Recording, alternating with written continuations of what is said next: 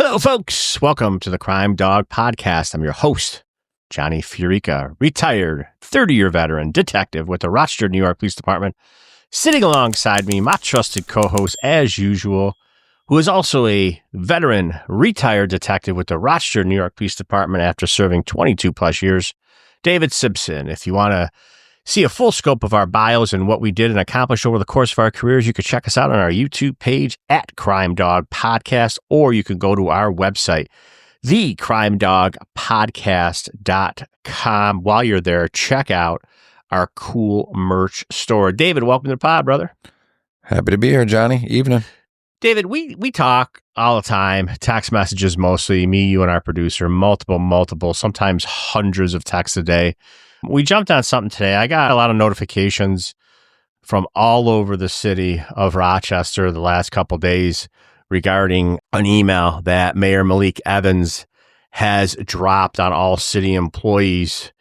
I'm going to read some, not all, of the context of the email to our audience, and then we'll let you know what direction we are going with this email. So basically, the title of the email is Contacts with Federal Immigrations and Custom Enforcement. This memo is intended to provide you some clarity and instruction to city employees with questions about recent activities at the federal level, specifically with the U.S. Immigration and Customs Enforcement, which is ICE. In Rochester, immigrants and refugees can contact the police and other city agencies without fear or adverse immigration consequences. Federal law does not require local law enforcement or other local services providers to inquire into a report an individual who has immigration status. So then he goes on to explain, like I said, there's going to be in sub and substance. Sanctuary cities have been imposed in Rochester since 1986. I jump forward. It says federal officials, including ICE agents, should not be alerted or coordinated with city employees. Okay? Any ICE official that arrives at your place of work, you should notify the law department and our communications department ASAP. And then he goes on to talk about ICE officials may go anywhere in public, which we also know. See, David, this goes on and on and on. First, and I'm not going to get into the email, okay? Some of our audience are City of Rochester employees, but that is the mayor of Rochester, New York's stance. We are a sanctuary city. We've talked about being a sanctuary city on many podcasts, and that was the mayor who was laying down the law to city employees who may come across ICE agents or federal agents enforcing President Trump and the current administration ICE policies on deportation of illegal aliens or illegal criminals. David, we talked about this. We've stressed on our live show, humble plug, shameless plug, the Crime Dawg live show every Saturday on iHeartRadio, noon to 1. We talked about it. We talked about these people are what we call WOWs. We had WOWs in our profession. They're the worst of the worst. That's the acronym. That's who Tom Holman and Trump has directed to go after that are inside of our walls of the United States of America to go after. And now sanctuary cities like ours have mayors like Malik Evans who are just saying to their employees, hey, if you come across them, don't do anything, call our communications and our law department, right? Yeah, and this is where I get confused, and maybe you can help me or someone can, the comments we get, they can explain this to me because I'm simple. We have a problem in New York State, people getting bail and committing crimes. Say you get caught with a gun, you get let out, you get caught with another gun, you're involved in a shooting, you get let out. It's a revolving door right now, all right, because of bail reform. My question would be to the mayor and to those in power. Let's take out the sanctuary city and let's cut it down to the slimmest of the skinny facts here. Yeah. If I arrest someone on a shooting or a gun and he's here illegally, wouldn't it benefit the city and make the citizens safer to notify ICE and have a detainer put on him so he wouldn't get out on the bail and thus be held until the case is adjudicated? Yeah, so the answer to your question is yes. Number one, that's what a rational person would do. However, that's what sanctuary city protections do. our officers, as we've explained ad nauseum in the past on past podcasts and on our radio show, are not allowed to call the feds. A little bit of sarcasm there, but that was my question is if we have all these problems, why, I get mom and pop are running a business or doing something. They're here illegally. They're not committing a crime. I get not shaking them down. I get not banging in their house. But when you catch violent criminals, why aren't we utilizing our federal partners to make communities safer? That is a question I want answers from leadership. You can give me the sanctuary city. Yeah. That's fine. Yeah. But I want to hear it from someone's mouth why that isn't being used. What's the problem with that? I'll tell you exactly why. So on my way out the door, as you know, because you work for the same place, the ATF, we work for the federal government. For those that don't know, David and I were task force officers. We were credentialed federal agents with the U.S. Department, the DOJ, with ATF, that's alcohol, tobacco, and firearms. While we were there, we had all the same federal powers that the ATF agents had. We had little different clearances, but pretty much we could arrest anybody in the United States. Prior to leaving, David, we had a gun problem in Rochester, as you know. The city of Rochester did something wise. They teamed up with ATF. They teamed up with my task force, your former task force. It's called VCTF, the Violent Crime Task Force. And what they did was they teamed up with them because the current bail reform and criminal justice reform, the local were not holding the guys that were arrested on guns. So what they did, and we explained it in the first couple episodes, ATF intervened and they used their federal authority to hold those people. So to answer your question, the city utilizes the feds when it benefits them. Now, Malik Evans, we know that he's going to come on the pod, and I'm not trying to kiss his ass because of that, but I will tell you this. He's running for re-election in the fall. He has some people nipping at his heels. I'm guessing that he put this email out because it's a hot topic and people are probably breathing down his neck and he had to put something out. So he puts his long email out explaining the city of Rochester stance, his stance. And the second reason why is he doesn't want to be called on the carpet come November from huge lib Dems like a Mary Lupian to say he was doing nothing to protect our sanctuary city. That's my take.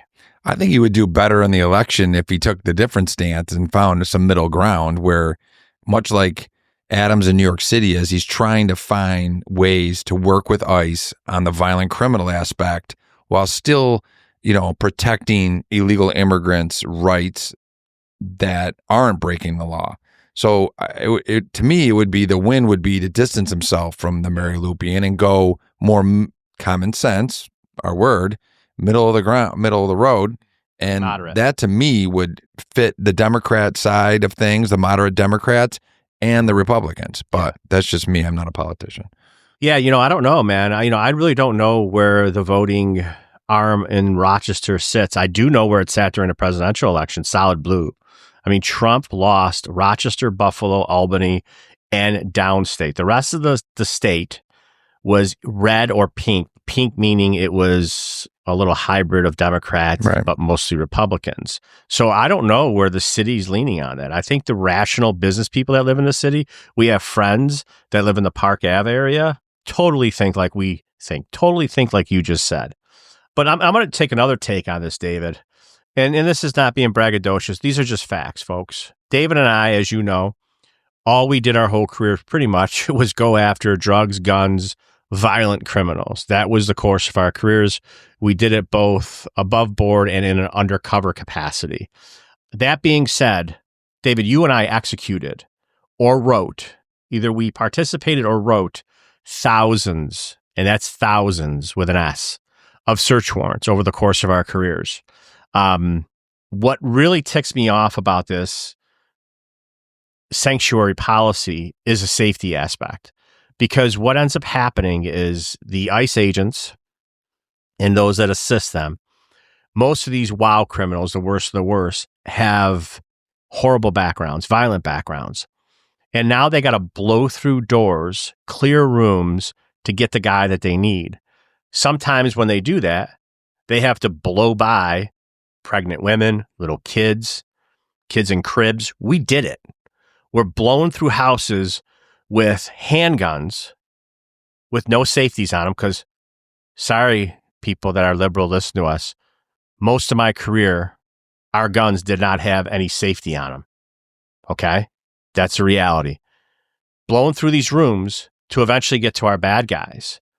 If they would just cooperate with the feds, hold these people when they come across them, put them in jail, make a phone call and say, hey, A, B, and C, the 3 guys you're looking for, they're in the Monroe County Jail. Sheriff Baxter's jail guys got them.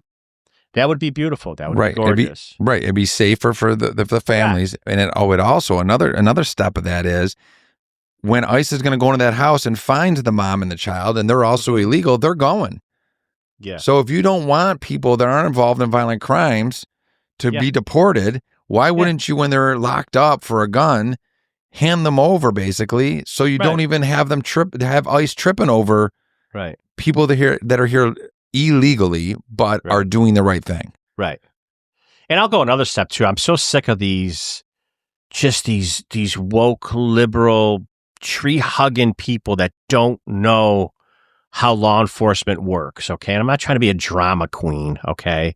But what's unbelievable to me is when you are going after the worst of the worst, these types of people, sometimes there are what we call casualties of war. Okay. I don't mean that in a death sense. So when you go fishing and you're fishing for lobster and you pull your net up, 90% of it's lobster. Some of it is other fish. When they blow through these doors, ICE, because these sanctuary cities are uncooperative and not just giving the person that the feds are looking for, you do come across other illegal aliens. Those are the other fish in your lobster net. They may not be the worst of the worst. They may not be wow people. But guess what? They're illegal. And they're not getting thrown back. They're not getting thrown back.